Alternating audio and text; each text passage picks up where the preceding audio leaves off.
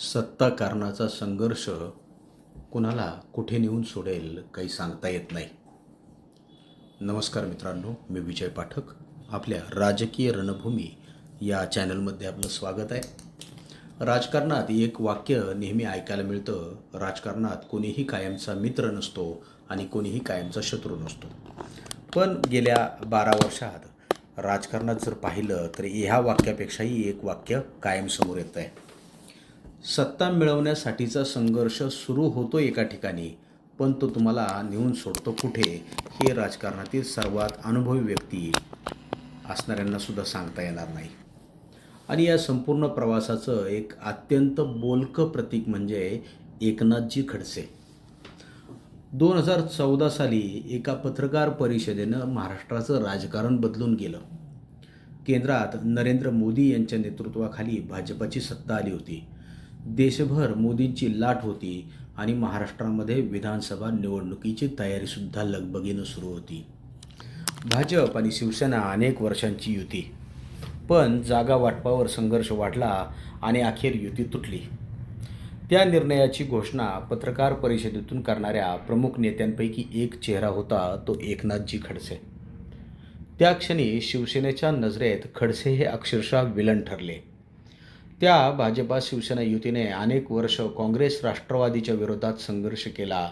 ती युती तुटली. दोन्ही पक्ष स्वतंत्रपणे निवडणुकीला सामोरे गेले आणि कदाचित त्यावेळी कुणालाही कल्पना नसेल की हे केवळ एका निवडणुकीपुरती युती तुटणार नव्हती, तर महाराष्ट्राच्या राजकारणात एक दीर्घ संघर्षाची बीजंसुद्धा पेरली जात होती. आणि काळाचा महिमा बघा. ज्या एकनाथ खडसेंचा चेहरा युती तोडण्याच्या त्या ऐतिहासिक क्षणाशी जोडला गेला, तेच एकनाथ खडसे पुढे भाजपपासून दूर गेले आणि आज राजकीय प्रवासात ते मातोश्रीपर्यंत देखील पोचले. यालाच राजकारण म्हणतात. सत्तेचा संघर्ष प्रत्येक पक्षांमध्ये नसतो, तो प्रत्येकाच्या महत्त्वाकांक्षेमध्ये असतो. जर आपण वरवर पाहिलं तर भाजप विरुद्ध शिवसेना, शिवसेना विरुद्ध राष्ट्रवादी, राष्ट्रवादी विरुद्ध भाजप आणि काँग्रेस विरुद्ध भाजप. पण प्रत्यक्ष राजकारणातील सर्वात मोठा संघर्ष अनेकदा दोन पक्षांमध्ये कधीच नसतो. तो असतो नेतृत्व विरुद्ध नेतृत्व, महत्त्वाकांक्षा विरुद्ध महत्त्वाकांक्षा, आजचा नेता विरुद्ध उद्याचा संभाव्य नेता, आणि सर्वात महत्त्वाचं म्हणजे सत्तेच्या केंद्रावरती नियंत्रण कुणाचं. तर 2014मध्ये महाराष्ट्रात भाजप पहिल्यांदा स्वतःच्या ताकदीवरती सर्वात मोठा पक्ष बनला आणि त्यानंतर महाराष्ट्र भाजपामध्ये नेतृत्वाची नवी रचना उभी राहिली आणि देवेंद्रजी फडणवीस मुख्यमंत्री झाले. पण त्या काळात एकनाथ खडसे हे भाजपमधील अत्यंत ज्येष्ठ आणि प्रभावशाली नेते होते. विरोधी पक्षनेते म्हणून त्यांची ओळख फार मोठी होती. उत्तर महाराष्ट्रात त्यांचा खूप प्रभाव होता. प्रशासनाचा अनुभवसुद्धा दांडगा. त्यामुळे अनेकांना प्रश्न पडला की मुख्यमंत्री कोण होणार. माझ्यासारख्या अनेक सामान्य राजकीय निरीक्षकांना त्या काळात एकनाथ खडसे हे मुख्यमंत्रीपदाच्या शर्यतीतील एक मोठं नाव वाटत होतं. पण राजकारणात अनुभव, ज्येष्ठता आणि अपेक्षा यांची बेरीज केली म्हणजे सत्ता मिळतेच असं नाही. राजकारणाचं गणित वेगळंच असतं आणि 2014 नंतर महाराष्ट्र भाजपाच्या सत्तेच्या केंद्रस्थानी एक नाव वेगाने प्रस्थापित झालं, ते म्हणजे देवेंद्रजी फडणवीस. इथून पुढे महाराष्ट्राच्या राजकारणात केवळ सरकार बदललं नाही, तर सत्तेची पिढीच बदलून गेली. सत्ता मिळाल्यानंतरचा संघर्ष अधिक धोकादायक असतो. विरोधी पक्षात असताना सर्वजण एकत्र दिसतात, कारण समोर एक समान शत्रू असतो. पण सत्ता मिळाल्यानंतर प्रश्न निर्माण होतात. मंत्रिपद कुणाला, महत्त्वाचं खातं कुणाला, निर्णय कुणाचा, पक्षावरती प्रभाव कुणाचा आणि भविष्यातील नेतृत्व कुणाचं. आणि इथेच खरा संघर्ष सुरू झाला. राजकारणातील सर्वात मोठ्या लढाया अनेकदा विरोधकांशी नाही, तर स्वतःच्या पक्षातील सत्ता केंद्राशी लढल्या जातात. एकनाथ खडसे आणि देवेंद्र फडणवीस यांच्या राजकीय संबंधामध्ये पुढे निर्माण झालेली दरी महाराष्ट्रानं पाहिली. आरोप झाले, राजीनामा झाला, नाराजगी वाढली. अखेर अनेक दशकं भाजपमध्ये घालवलेल्या एकनाथ खडसेंनी पक्ष शेवटी सोडला. विचार करा, ज्या माणसाने भाजप महाराष्ट्रात वाढवण्यासाठी आयुष्याची अनेक वर्ष दिली, तोच माणूस एक दिवस त्याच पक्षातून बाहेर पडतो. हे केवळ एका व्यक्तीचं राजकीय दुर्दैव आहे का? की हा सत्ताकारणाचा अपरिहार्य परिणाम आहे? खडसे गेले, पण शिवसेना देखील पूर्वीसारखी राहिली नाही. 2014मध्ये भाजप शिवसेना युती तुटली. नंतर पुन्हा दोन्ही पक्ष एकत्र आले. मन जुळली का? हाच खरा प्रश्न आहे. 5 वर्ष सरकार एकत्र चाललं, पण त्या काळात शिवसेना सत्तेत असूनही भाजपवरती सातत्याने टीका करत राहिली. एका सरकारमध्येच 2 पक्ष होते, पण राजकीय दिशादर्शक 2 वेगळे होते. 2019मध्ये पक्ष पुन्हा एकत्र निवडणूक लढायला सज्ज झाला. जनतेनं युतीला बहुमत दिलं, पण मुख्यमंत्रीपदाच्या प्रश्नावरती संघर्ष तयार झाला.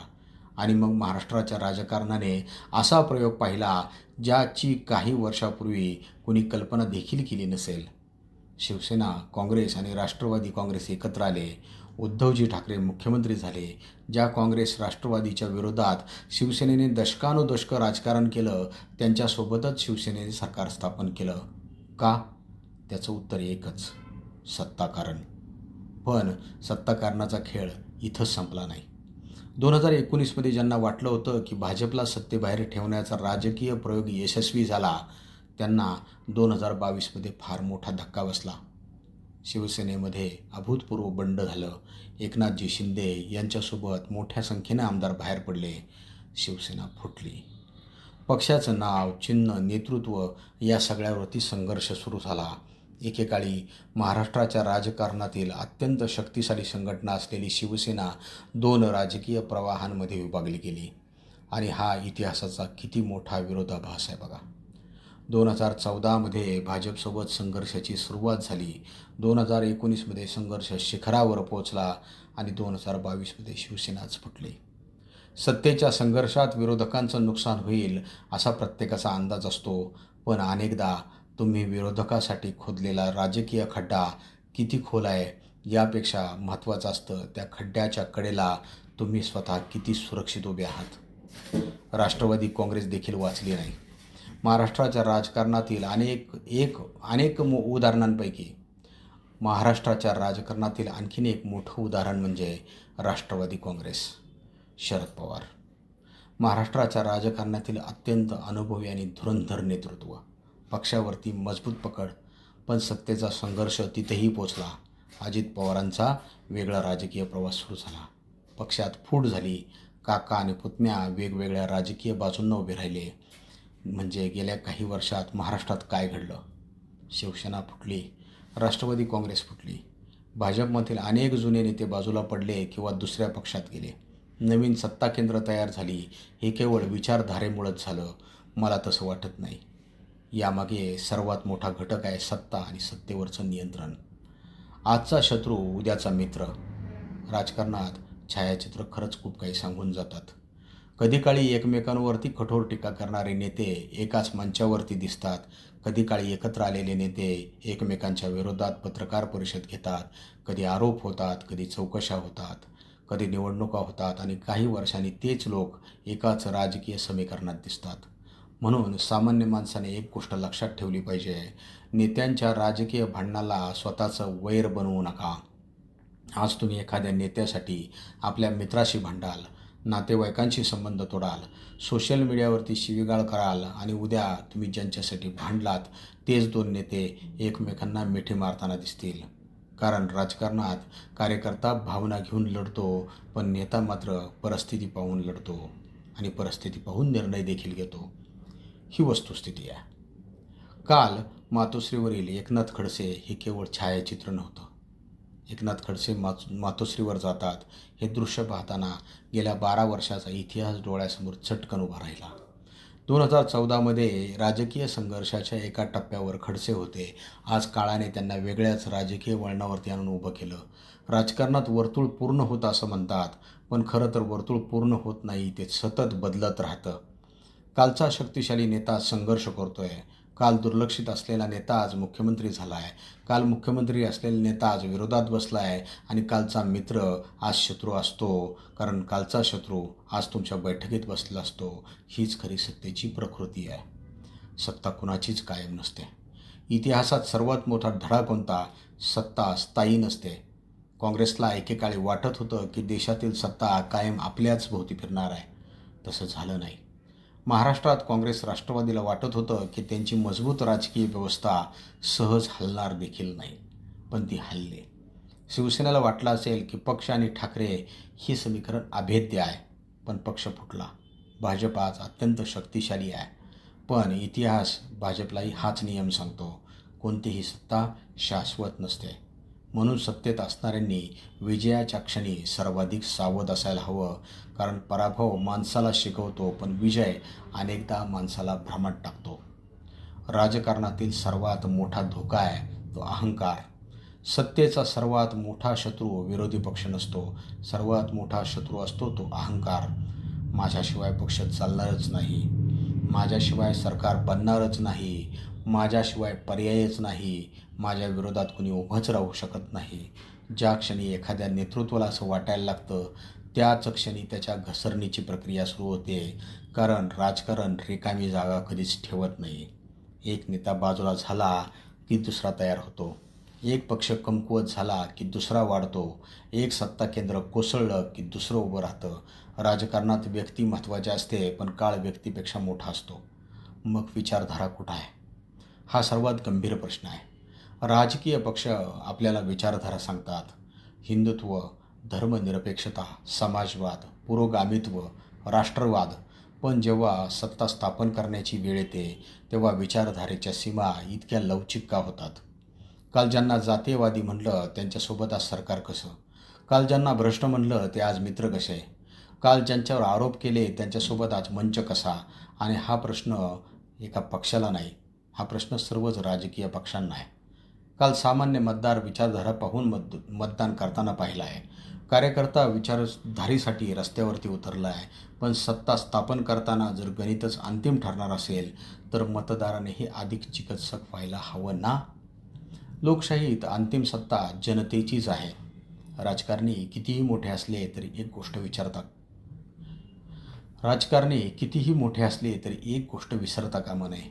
लोकशाहीचा अंतिम मालक जनता आहे. पक्ष फुटतील, युती होतील, आघाड्या तुटतील, नवे पक्ष तयार होतील, नेते एका पक्षातून दुसऱ्या पक्षात जातील, पण मतदारांनी एकच प्रश्न विचारला पाहिजे, माझ्यासाठी काय केलं? रोजगाराचं काय? शेतकऱ्यांचं काय? शिक्षणाचं काय? आरोग्याचं काय? महागाईचं काय? कायदा सुव्यवस्थेचं काय? भ्रष्टाचाराचं काय? कारण नेत्यांच्या सत्तेच्या संघर्षात सामान्य माणसाचे प्रश्नच हरवले तर लोकशाही केवळ सत्तेचा खेळ बनून राहते.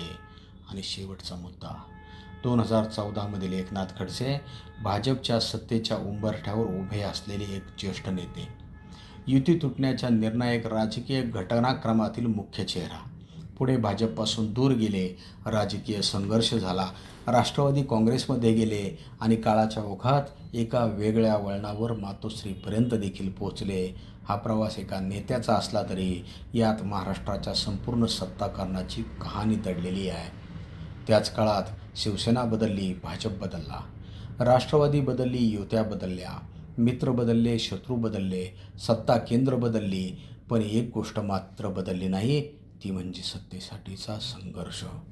म्हणूनच मी पुन्हा पुन्हा म्हणेन, सत्तेचा संघर्ष कुणाला कुठे नेऊन सोडेल सांगणं मात्र कठीण आहे. कारण राजकारणात रस्ता आपण निवडतो. प्रत्येक वळण आपल्या हातात असेलच असं नाही. आज ज्याच्या हातात सत्ता आहे तो उद्या विरोधात असू शकतो, आणि जो पक्षातून बाहेर पडतो तो उद्या सत्तेच्या केंद्रस्थानी देखील असू शकतो. आज ज्याला संपलं म्हणून घोषित केलं जातं तो उद्या पुन्हा उभा राहू शकतो, आणि आज जो स्वतःला अजिंक्य समजतो त्याला उद्याचा काळ धक्का देऊ शकतं. कारण राजकारणात व्यक्तीपेक्षा पक्ष मोठा आहे, पक्षापेक्षा जनता मोठी आहे, आणि या सगळ्यांपेक्षा काळ मोठा असतो. सत्ता येते, सत्ता जाते, चेहरे बदलतात, समीकरणं देखील बदलतात, पण इतिहास मात्र प्रत्येकाची नोंद ठेवत असते. आणि म्हणून सत्ताकारणात विजय महत्त्वाचा नसतो, विजय अंतिम नसतो, पराभवही अंतिम नसतो. अंतिम असतो तो फक्त काळाचा निर्णय. आपल्याला काय वाटतं? महाराष्ट्राच्या गेल्या दशकातील राजकारणातील सर्वात मोठा राजकीय बदल कोणता? 2014तील युती तुटणे, 2019मधील सत्तांतर, शिवसेनेतील फूट, राष्ट्रवादीतील फूट. आपलं मत नक्कीच कमेंटमध्ये सांगा. आम्ही वाट पाहतोय. धन्यवाद.